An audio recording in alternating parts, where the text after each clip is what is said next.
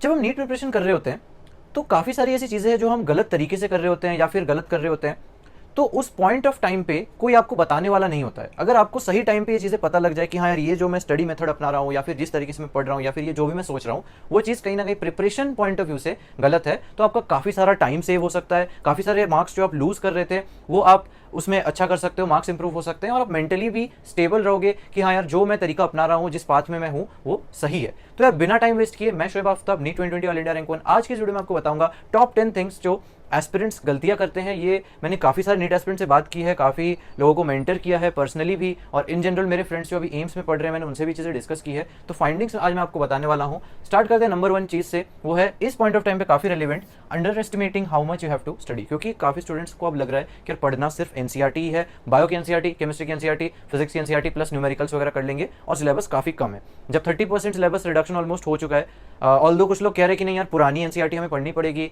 But फिर भी आप अगर ट्रेंड भी देखोगे तो अगर कोई पार्ट जो अभी हट चुका है सीबीएसई के सिलेबस से या बोर्ड सिलेबस से, जो पार्ट हट चुका है, अगर उसमें से नीट में क्वेश्चन आता भी है तो कहीं ना कहीं उस पार्ट का वेटेज कम होगा।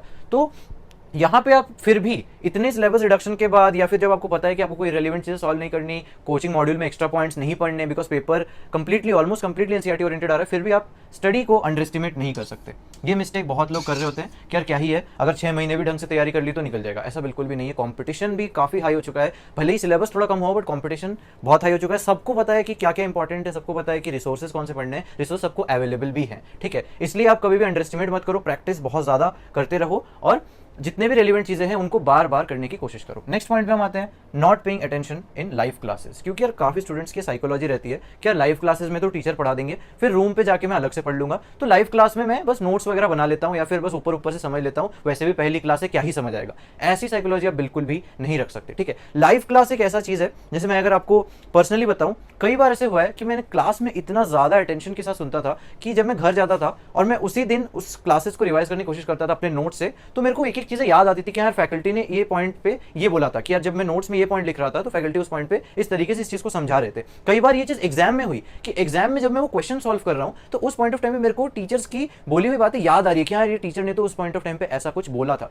तो एकदम बहुत अटेंटिव होकर क्लास सुनना बहुत ज्यादा इंपॉर्टेंट है और कभी भी लाइव क्लासेस को इग्नोर नहीं कर सकते। नेक्स्ट पॉइंट पे आते हैं, solving irrelevant books and study material. ये जो है अंडर एस्टिमेटिंग वाले पॉइंट के एग्जैक्ट अपोजिट है। काफी ऐसे स्टूडेंट्स हैं जिनको लगता है कि नहीं यार नीट बहुत टफ एग्जाम है, उसके लिए हमें बहुत सारे स्टडी मटेरियल, बहुत सारे रिसोर्सेज सबको एक साथ सॉल्व करने की जरूरत है। ये भी बुक कर लूंगा, दूसरा भी बुक कर लूंगा, रेफरेंस बुक कर लूंगा, 2 कोचिंग मटेरियल कर लूंगा, तीसरा टेस्ट सीरीज भी कर लूंगा। ऐसे बहुत सारी चीजें सोचते हैं लोग, बट आपको इररिलेवेंट चीजें बिल्कुल भी नहीं करनी है।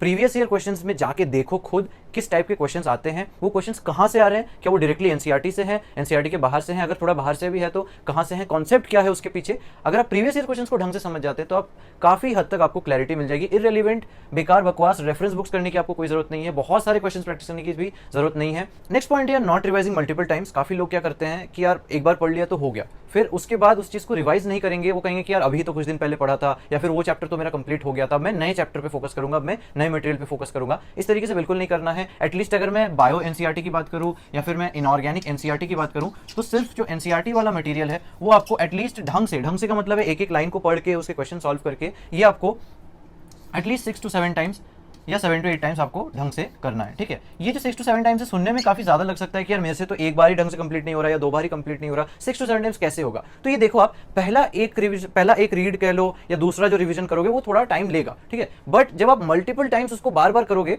तो वो इतना ज्यादा फास्ट हो जाएगा कि आपको जो जब आप 5th या 6th टाइम पे पहुंचोगे तो वो बहुत जल्दी हो जाएगा। मतलब इनफैक्ट आप पूरा कंप्लीट नीट सिलेबस भी आप 7 दिन या 10 दिन में कंप्लीट कर सकते हो, ठीक है। तो 6th या 7th टाइम तक पहुंचते पहुंचते टाइम जो लग रहा होगा रिवीजन को काफी कम हो चुका होगा। नेक्स्ट पॉइंट में हम आते हैं, यार स्टडी ग्रुप नहीं बनाना या फ्रेंड्स नहीं बनाना। काफी लोगों को लगता है कि अकेले रहकर तैयारी होती है, जो कि बिल्कुल सही बात है, तैयारी अकेले ही होती है, बट आपको एक हमेशा एक कांस्टेंट सपोर्ट की रिक्वायरमेंट है। 2 साल की जर्नी काफी लंबी है, आप ऐसे दोस्त बनाओ जिनके साथ आप पढ़ाई कर सको। ग्रुप स्टडी की बात नहीं कर रहा मैं, बट ग्रुप डिस्कशन जरूर होना चाहिए। हमारे कोचिंग में टीचर्स भी कहते थे कि यार ग्रुप स्टडी मत करो, ग्रुप स्टडी में ज्यादा टाइम पास हो जाता है, बट ग्रुप डिस्कशन जरूर क्या करो। मान लो आप क्लास में बैठे हो, फिर जो 2 क्लासेस के बीच एक ब्रेक आया उस पर आप अपने फ्रेंड्स के साथ डिस्कस करो कि हाँ यार ये जो क्लास हुई इसमें से ऐसे टाइप के क्वेश्चन बनते हैं, कल जो पढ़ाया गया तो उसमें से मैंने ये क्वेश्चन सॉल्व किए, उसमें मुझे ये क्वेश्चन अच्छा लगा, ये क्वेश्चन पीवाईक्यू में आया हुआ है, ये क्वेश्चन को सॉल्व करने का ये नया तरीका है। इस तरीके के डिस्कशन मैं भी अपने फ्रेंड्स के साथ करता था और हम कहीं ना कहीं एक दूसरे के साथ अपडेटेड रहते थे, डाउट्स वगैरह डिस्कस करते रहते थे और एक दूसरे को मोटिवेट भी करते थे। नेक्स्ट पॉइंट पे हम आते हैं, यार ignoring mock test. Mock test को कभी इग्नोर मत करो। काफी स्टूडेंट्स के साथ मैंने ये प्रॉब्लम देखा है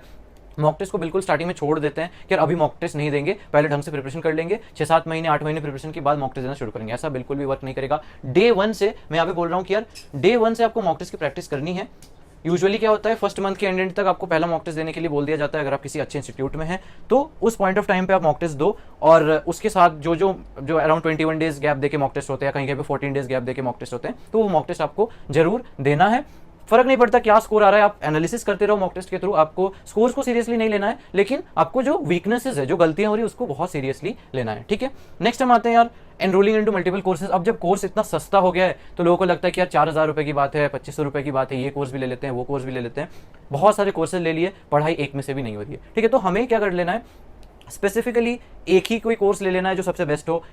online plus offline coaching simultaneously, ये बहुत होगा अभी, खास करके जैसे मैंने बोला कोर्सेज सस्ते हैं तो ऑफलाइन इंस्टीट्यूट लोग जा रहे हैं प्लस ऑनलाइन कोर्स भी कर रहे हैं। तो यहाँ पे आप एक साथ सब चीज़ों को नहीं कर सकते, आपको कहीं ना कहीं टीचर्स पहले से सिलेक्ट कर लेने हैं, आपको अपना मटेरियल पहले सिलेक्ट कर लेना और डेडिकेटेडली सॉल्व करना, ठीक है।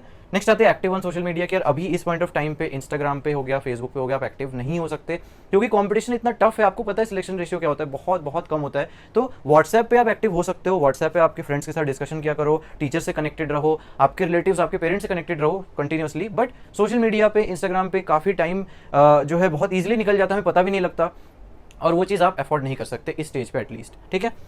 नेक्स्ट लास्ट पॉइंट पे आते हैं, not solving questions and DPPs daily. ये प्रॉब्लम होती है कि यार हम क्या कर रहे होते हैं, थ्योरी पे बहुत ज़्यादा फोकस कर रहे होते हैं, या क्वेश्चन प्रैक्टिस जो है हमारी थोड़ी कम हो जाती है, डीपीपी वगैरह डेली नहीं कर रहे होते हैं। हम सोचते हैं कि नहीं यार कॉन्सेप्ट समझ आ गया है, इतनी क्वेश्चन प्रैक्टिस जरूरत नहीं है। बायो में खासकर ज़्यादा होता है, बायो इनऑर्गेनिक या थ्योरेटिकल चीज़ों में, बट क्वेश्चन प्रैक्टिस से ही जो है आपका रिविजन और अच्छा होता है। हमें ये लगता है ना कि यार पढ़ाई मेन है, क्वेश्चन प्रैक्टिस तो साइड बाय साइड चलेगा, नहीं, क्वेश्चन प्रैक्टिस से भी जो आपने याद किया वो चीज़ रीइंफोर्स हो रही है, आप उससे और अच्छे से याद कर पाओगे। जब आप एग्जाम में भी क्वेश्चन सॉल्व करोगे, आपको आपके सॉल्व किए हुए क्वेश्चन तक याद आते हैं कि यार ये क्वेश्चन मैंने इस तरीके से सॉल्व किया था। तो यार होपफुली आपको समझ आ गया होगा जो हमारे पॉइंट्स थे। टॉप 10 चीज़ें मैंने आपको बता दी, इसके अलावा भी कुछ एक आध पॉइंट्स रहे होंगे जो कहीं ना कहीं अगर मेरे को पता लगता है तो मैं डाल दूंगा। मेरे टेलीग्राम चैनल को ज्वाइन कर लेना, मैं कहीं ना कहीं उस पर डेली क्वेश्चंस वगैरह डालता रहता हूँ, मटेरियल्स वगैरह डालता रहता हूँ। ये जो वीडियो है इसको लाइक कर देना, शेयर करना अपने फ्रेंड्स के साथ। मिलते हैं अगले वीडियो में, तब तक के लिए बाय बाय।